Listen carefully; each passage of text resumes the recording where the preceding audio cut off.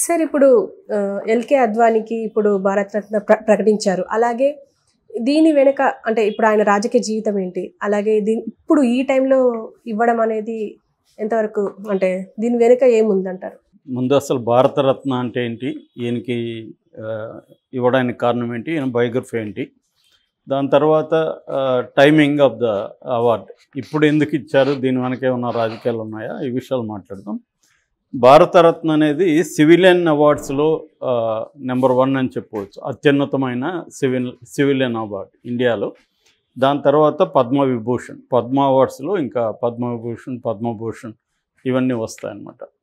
So జనరల్గా ఈ award కళా సాంస్కృతిక రంగాలు, క్రీడలు, విజ్ఞానము, పబ్లిక్ అఫైర్స్ ఈ రంగాలకు ఇస్తారన్నమాట.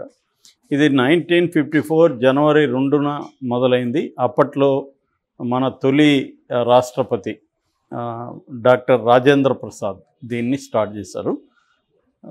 ఇది ఇప్పటి వరకు 40 మందికి ఇచ్చారు. అద్వానీ 41వ వ్యక్తి. అయితే మధ్యలో జనతా పార్టీ అధికారంలో ఉన్నప్పుడు 1977 జూలై నుంచి 1980 జనవరి వరకు ఆపేశారు దీన్ని. దాని తర్వాత మళ్ళీ కంటిన్యూ చేశారు. ఇప్పటి వరకు 2 విదేశీయులకు కూడా ఈ అవార్డు వచ్చింది. ఖాన్ అబ్దుల్ గఫర్ ఖాన్, ఆయన్ని సరిహద్దు గాంధీ అని పిలుస్తారు, పాకిస్తాన్ ఆయనకి ఇచ్చారు. దాని తర్వాత నెల్సన్ మండేలా, సౌత్ ఆఫ్రికా విముక్తి పోరాటంలో ఆయన ముందున్నారు. దాని తర్వాత ప్రెసిడెంట్ కూడా అయ్యారు. అయితే ఒక్కసారి మాత్రం ఇది సుభాష్ చంద్రబోస్కి ఇచ్చి మళ్ళీ వెనక్కి తీసుకున్నారు. టెక్నికల్ రీజన్స్ అని చెప్పారు కానీ డీటెయిల్ కారణాలు ఏం చెప్పలేదు. అది ఒక్కసారి మాత్రం వెనక్కి తీసుకున్నారు. సో ఇక అద్వానీ చరిత్ర బ్రీఫ్గా చెప్పుకోవాలంటే ఈయన 1927 సింధ్ అంటే పాకిస్తాన్లో సింధు ప్రాంతంలో కరాచీ పట్టణంలో ఈయన పుట్టారు. వీళ్ళ నాన్న బిజినెస్ మ్యాన్. అయితే మన దేశం చీలిపోయి పాకిస్తాను ఇండియాగా మారిపోయినప్పుడు వాళ్ళు పాకిస్తాన్ నుంచి ముంబై వచ్చి సెటిల్ అయ్యారు. దాని తర్వాత ఈయన 14-15 ఏళ్ల వయసులోనే ఆర్ఎస్ఎస్, అప్పట్లో రాష్ట్రీయ స్వయం సేవక్, దాంట్లో చేరాడు. దాని తర్వాత 1951లో జనసంఘ్ అంటారు, జనసంఘ్ శ్యాంప్రసాద్ ముఖర్జీ స్థాపించారు. దాంట్లో ఈయన జాయిన్ అయ్యారు. దాని తర్వాత ఢిల్లీ 1967లో ఢిల్లీ మున్సిపల్ కార్పొరేషన్కి అధ్యక్షుడిగా ఎన్నికయ్యారు. 1970లో రాజ్యసభకు ఎన్నికయ్యారు. 77లో జనతా పార్టీ, అప్పట్లో జనతా పార్టీ ఉంది, ఆ జనతా పార్టీ ప్రధాన కార్యదర్శిగా ఉన్నాడు. అదే సంవత్సరంలో మొరార్జీ దేశాయ్ ప్రభుత్వంలో సమాచార ప్రసార శాఖ మంత్రిగా పనిచేశాడు. ఆ తర్వాత ఈయన్ని ప్రధానంగా చెప్పుకోవాల్సిందంటే 90లో అంటే 82లో ఒక 2 సీట్లు మాత్రమే బీజేపీకి వచ్చాయి. కానీ ఈయన 86లో ఈయన బీజేపీ నేషనల్ అధ్యక్షుడు అయ్యాడు. ఈయన వచ్చిన తర్వాత దేశవ్యాప్తంగా అనేక రకాల ఉద్యమాలు తీసుకురావడం, ప్రజా పోరాటాల్లో ఈయన పార్టిసిపేట్ చేయడం, ఇవన్నీ చేయడం ద్వారా 1989 నాటికి 2 నుంచి 86కి తేగలిగాడు అనమాట లోక్సభలో. అదే టైంలో ఈయన కూడా ఫస్ట్ టైం లోక్సభకి ఎన్నికయ్యాడు.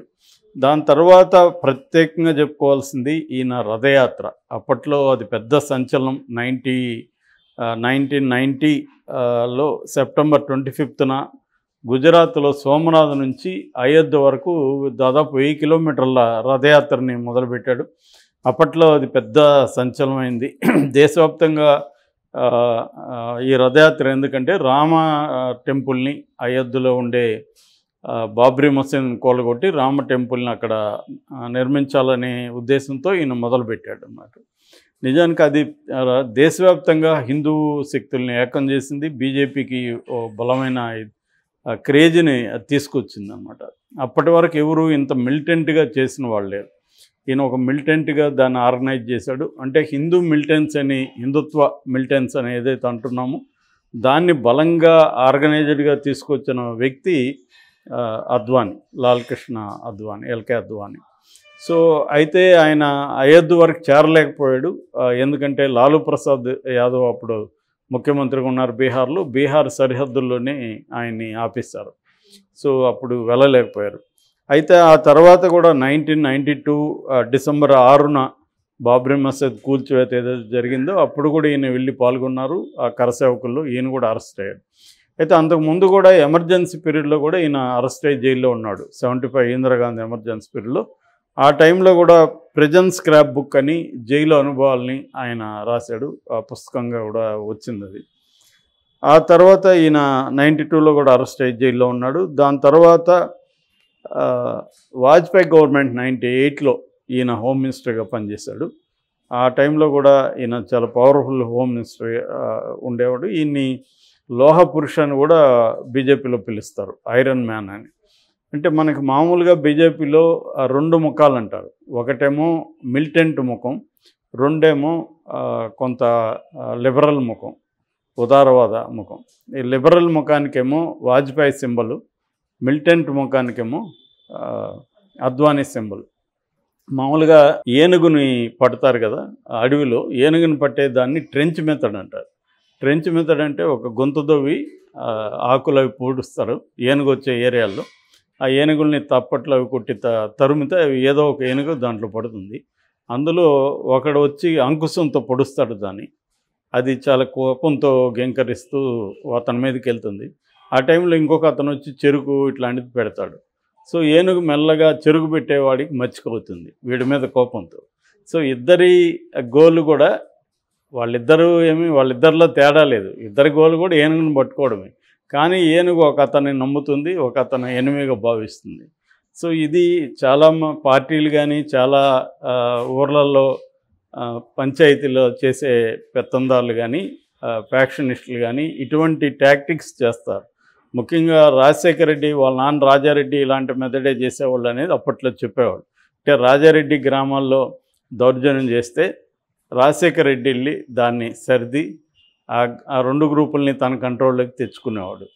సో ఇది బీజేపీలో కూడా వాజ్పేయి అండ్ అద్వానీ సేమ్ మెథడ్ని అప్లై చేశారని మనం అనుకోవచ్చు. వాజ్పేయి ఏమో ఉదార ముఖంతో ఉండేవాడు, లిబరల్ డెమోక్రాట్ లాగా ఉండేవాడు. ఈయనేమో అగ్రెసివ్గా మిలిటెంట్ హిందుత్వవాది అనమాట. సో అలాగా ఈయన ఉప ముఖ్యమంత్రిగా కూడా 2002లో ఉన్నారు. సుదీర్ఘకాలం పార్లమెంటేరియన్గా ఉన్నాడు. అయితే 2005లో ఈయన ఒక కాంట్రవర్సీకి గురయ్యాడు వితిన్ ద పార్టీ. అదేంటంటే పాకిస్తాన్కి వెళ్ళినప్పుడు అక్కడ కామెంట్ బుక్లో జిన్నా సమాధి దగ్గర జిన్నా ఒక లౌకికవాది అని రాశాడు. దాంతో బీజేపీ శక్తులకంతా కోపం వచ్చింది ఆయన మీద. అది ఏ స్థాయికి వెళ్ళిందంటే ఆయన అధ్యక్షుడిగా దిగిపోవాల్సి వచ్చింది, బీజేపీ నేషనల్ అధ్యక్షుడిగా.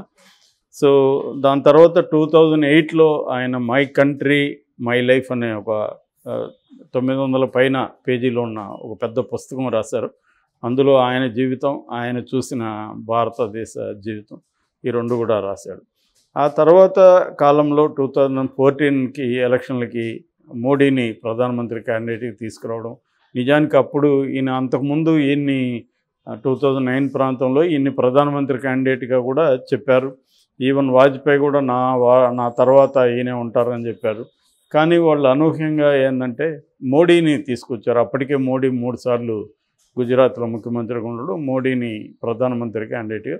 అప్పట్లో ఈయన్ని పక్కన పెట్టేశారు.